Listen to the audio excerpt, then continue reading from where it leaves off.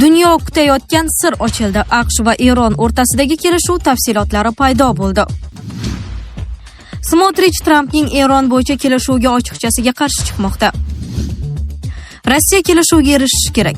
Tramp Zelenskiy bilan uchrashuvdan keyin Kremlga murojaat qildi. Rossiyalik biznesmenlar O'zbekistonga oqib kelmoqda. Sarmoya va loyihalar soni rekord darajaga chiqdi. Moskva taqiqladi. Yevropa qabul qilmoqda. Armaniston eksporti uchun yangi imkoniyatlar paydo bo'ldi. Dunyo kutayotgan sir ochildi. AQSh va Eron o'rtasidagi kelishuv tafsilotlari paydo bo'ldi. AQSh va Eron Jenevada 19-iyun kuni o'zaro anglashuv memorandumini imzolashi kutilmoqda. Al Arabiya English nashri ushbu hujjat loyihasining nusxasini qo'lga kiritdi. Loyiha 14 banddan iborat bo'lib, quyidagilardan tashkil topgan.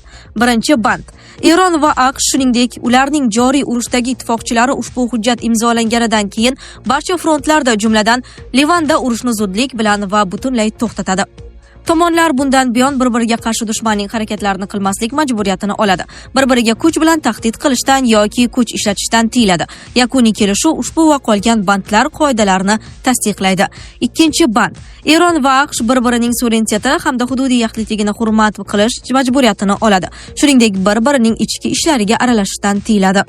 Uchinchi band: Eron va AQSh eng ko'pi bilan 60 kun ichida muzokaralar o'tkazishi va yakuniy kelishuvga erishish majburiyatini oladi. Bu muddat o'zaro rozilik bilan uzaytirilishi mumkin. 4-band: AQSh memorandum imzolanishi bilan zudlik bilan dengiz blokadasini bekor qiladi. Eron Islom Respublikasiga qarshi har qanday aralashuv yoki to'sqinliklarning oldini oladi. Maksimal 30 kun ichida dengiz qatnovini to'liq tiklaydi. Kemalar qatnovi hajmi Eron uchun urushdan oldingi darajaga mutanosib bo'lishi kerak. 5-band: Eron memorandum imzolangach, Fors ko'rfazidan Ummon dengiziga va aksincha yo'nalishda savdo kemalarining harakatini zudlik bilan tiklash choralarini ko'radi. Qatnov 30 kun ichida urushdan oldingi hajmga yetkaziladi. 6-band: AQSh o'zining mintaqaviy hamkorlari bilan birgalikda Eronni qayta tiklash va iqtisodiy rivojlantirish bo'yicha har ikki tomon kelishgan har tomonlama rejani yaratish majburiyatini oladi. Bunda kamida $300 milliard miqdorida moliyalashtirish ta'minlanadi. 8-band: Eron hech qachon yadro qurol ishlab chiqarmasligini yana bir bor ta'kidlaydi. Eron va AQSh boyitilgan materiallar taqdiri va yadroviy sohaga oid boshqa barcha masalalar, jumladan Eronning yadroviy ehtiyojlari yakuniy kelishuvda munosib tarzda hal qilinishiga kelishib oldi. 9-band: Eron va AQSh yakuniy kelishuvga qadar mavjud holatni saqlab turishga kelishib oldi. Eron o'z yadro dasturida amaldagi holatni saqlaydi. AQSh esa Eronga qarshi yangi sanksiyalar joriy etmaydi va mintaqadagi o'z kuchlarini kuchaytirmaydi. 10-band: AQSh memorandum imzolanganidan keyin va sanksiyalar bekor qilinadigan kungacha AQSh Moliya vazirligi Eron xom nefti, neft-kimyo mahsulotlari hamda ularning hosilalari eksporti uchun ruxsatnomalar berish majburiyatini oladi. 11-band: AQSh yakuniy kelishuv sari muzokaralar muvaffaqiyatidan kelib chiqib, Eronning muzlatilgan yoki cheklangan mablag'lari hamda aktivlari blokdan chiqarilishini va to'liq taqdim etilishini ta'minlash majburiyatini oladi. 14-band: Yakuniy kelishuv BMT Xavfsizlik kengashining majburiy kuchga ega rezolyutsiyasi orqali tasdiqlanadi. Reuters manbalarining ma'lum qilishicha, kelishuv doirasida Eronga investitsiya kiritish uchun $300 milliard xususiy fond tashkil etiladi. Hozirda bu mablag'ning yarmidan ko'pi shakllantirib bo'lingan. Smotrich Trampning Eron bo'yicha kelishuviga ochiqchasiga qarshi chiqmoqda. Livan hududidan chiqib ketish bo'lmaydi, na juma kuni, na juma kunidan keyin. Biz Isroil mudofaa kuchlarining Livanda to'liq harakatda ekanligini saqlab qolamiz, dedi Isroil moliya vaziri Bazal Smotrich. Smotrich AQSh va Eron o'rtasida tayyorlanayotgan kelishuvni Isroil va butun erkin dunyo uchun yomon bitim deb atadi. Uning fikricha, Eronga bosimni kuchaytirish Tehronga o'z kuchlarini tiklash imkonini beradi. Vazir Isroil Eronning yadro quroliga ega bo'lishiga yo'l qo'ymaslik uchun kurashni mustaqil ravishda davom ettirishini va Livanda Hizbullohga qarshi operatsiyalar to'xtatmasligini ta'kidladi. Bu holat hayot sifatiga ta'sir qilyaptimi? Oilaviy hayotda zaiflik, stress va ishonchsizlik olib kelyaptimi? Vulkan erkak kuchi va ishonchining yangilangan manbai. Prostata bezi adenomasi, surunkali prostatitdan qutulishga yordam beruvchi ishonchli formula. Atigi 5-7 kun ichida natijasini sezasiz. O'zingizni yengil va ishonchli his eting. Vulkan, siz izlagan tabiiy yechim. Rossiya kelishuvga erishishi kerak. Tramp Zelenskiy bilan uchrashuvdan keyin Kremlga murojaat qildi. Tramp Zelenskiy bilan bo'lib o'tgan uchrashuvni juda yaxshi deb baholadi va mojaroni tugatishga yordam berish uchun qo'lidan kelgan barcha ishni qilishini bildirdi. Uchrashuv davomida Zelenskiy Trampga Rossiyaning Kiyevdagi Pechersk Lavra majmuasiga uyushtirilgan hujumi oqibatlari aks etgan suratlarni ko'rsatgani aytilmoqda.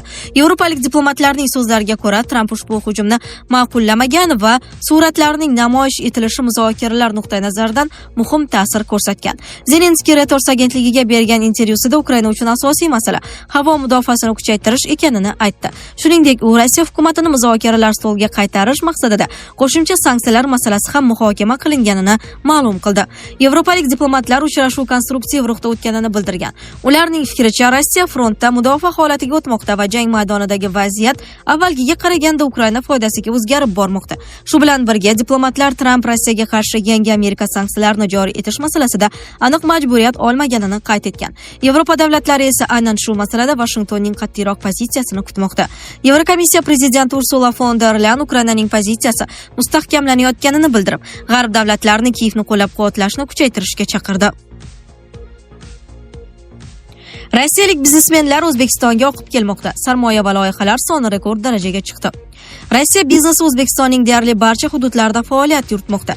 Umumiy sa'y-harakatlar natijasida ish o'rinlari paydo bo'lmoqda va talab yuqori bo'lgan mahsulotlar ishlab chiqarish ko'paymoqda. Bu haqda O'zbekistonda bo'lib turgan Rossiya hukumati raisi Mikhail Mishustin 17-iyun kuni 5-Toshkent xalqaro investitsiya forumining yalpi majlisidagi nutqida aytib o'tdi. Rossiya biznesi respublikaning deyarli barcha hududlarida mavjud. Biz umumiy sa'y-harakatlar samarasini ko'rmoqdamiz. Ish o'rinlari paydo bo'lmoqda. Xaridorgir mahsulotlar ishlab chiqarish ko'paymoqda.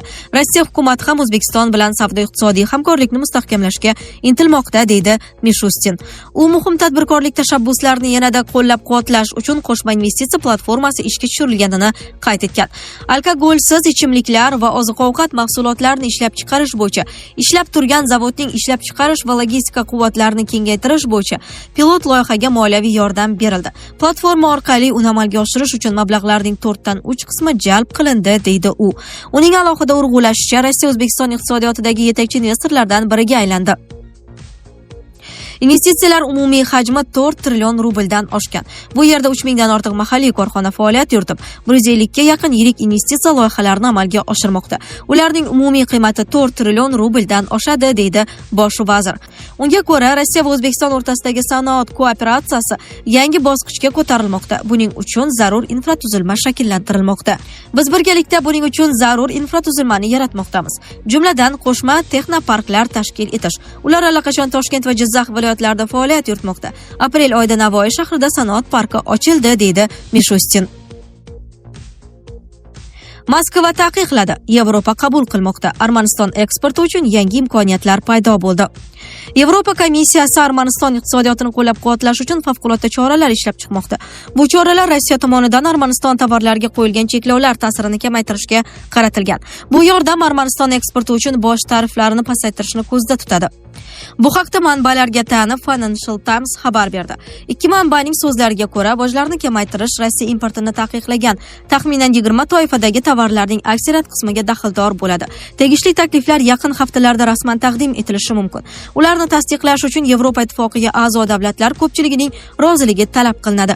Nashr manbalari Armaniston tovarlari eksporti bilan bog'liq bir nechta muammolarni ham qayd etdi. Masalan, Armanistondan konyak importining ko'payishi fransiyalik ishlab chiqaruvchilarga yoqmasligi mumkin. Bundan tashqari, tez buziladigan mahsulotlarni tashishda ham qiyinchiliklar bor. Armanistonning dengizga chiqish yo'li yo'qligi logistikani qiyinlashtiradi. Sizlarga yetkazmoqchi bo'lganlarimiz shulardan iborat edi. Dunyo yangiliklaridan uzoqlashmang.